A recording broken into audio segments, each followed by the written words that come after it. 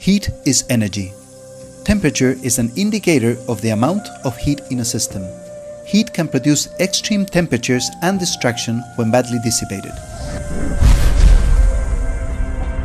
The same heat, well dissipated by moisture and flow, remains cold and harmless.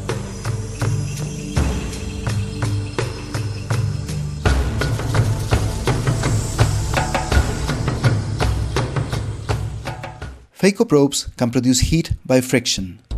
The resulting temperature from this heat will depend on dissipation. It is temperature what produces tissue damage. Incisional thermal injuries are occasionally reported and are not related to any particular platform or technology. Corneal burns usually occur fast, degrading surgical outcomes. No clinical evidence has related torsional phaco with an increased risk of thermal injuries. However, some have suggested that warm zones seen with torsional at the back of the sleeve are produced by heating of the phacoprobe by internal metal stress. Bare probes have very low infrared emissivity, making infrared imaging inaccurate to explore this theory. We designed a thermal transfer system to examine bare phacoprobes in search of zones of self-heating by ultrasound. A thin film with emissivity near 100% and with low thermal capacity was incorporated as a thermal screen. An electromechanic system using computer control was built to put the thin film in contact with the probe shaft only between periods of oscillation to avoid friction. A syringe pump delivered exact flow through the handpiece aspiration port. An ice bath was used in some experiments to offset inflow temperature below ambient.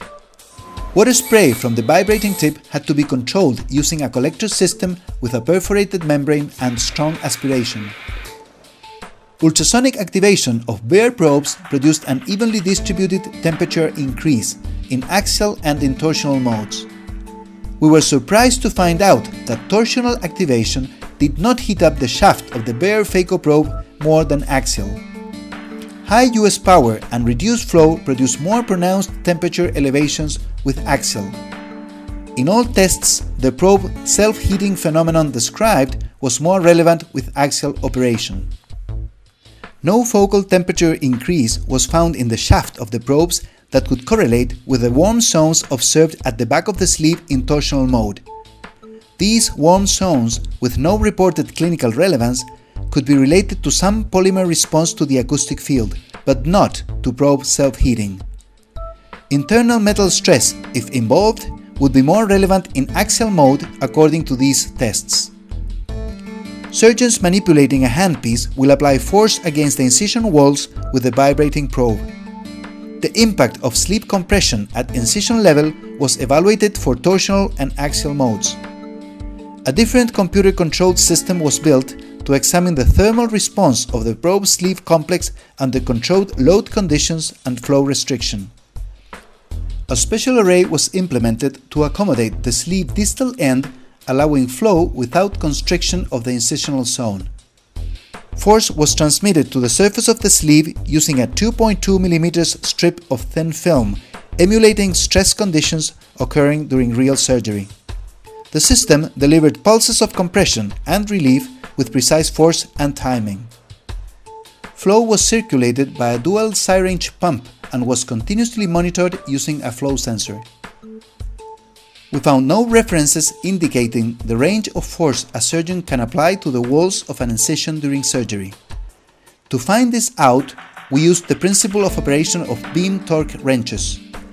An inactive probe with a reference mark was displaced laterally inside a micro-incision, and the resulting probe lateral deflection was recorded.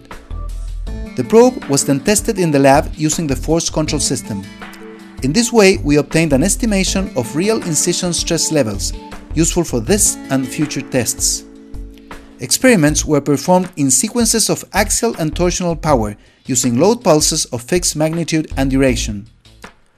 Ultrasound activation produced an elevation in baseline temperature.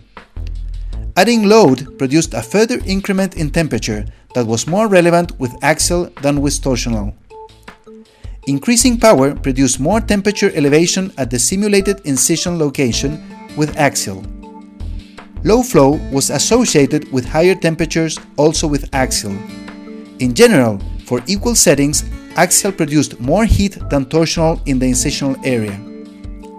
Axial power with a duty cycle ranging between 35 and 50% was found to produce temperatures comparable to those of continuous torsional. Beside the lower frequency, to explain these findings, we analyzed probe vibration in the zone of loading. Axial showed a simple back and forth displacement rubbing the sleeve. Torsional showed an undulating movement of the shaft with side-to-side displacements added to rotation. We speculate that the complex nature of the motion pattern with torsional could produce less friction and heat. These experiments were designed to sensibly detect differences in heat generation between torsional and axial phaco terminals. In vivo, dissipation of heat by nerve tissues as well as fluid perfusion will effectively limit temperature to lower levels than those detected in these tests. A rigid wire bent repeatedly is subjected to plastic deformations heating up by internal metal stress. The theory of internal metal stress as a dominant source of heat only with torsional is challenged by these bare probe tests showing that self-heating is more relevant with axial. Differences in elastic deformation could explain greater self-heating with axial.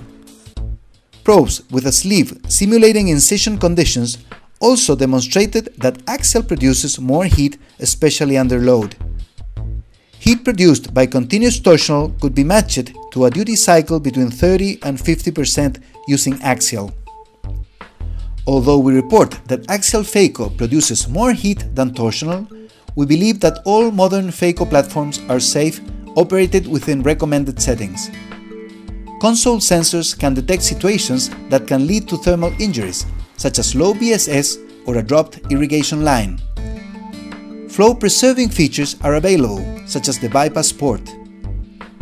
Flow-restoring algorithms can detect and remove flow-limiting occlusions. Most thermal injuries seem to be related to an improper procedure. Things to avoid are mismatch of the incision size with the sleeve diameter and tip diameter, high US power and over-torquing of the incision, low irrigation and low vacuum, prolonged power during occlusion. The surgical team has to be familiar with the technology and alert to the environment. In the end, excellent tools can be operated in dangerous manners.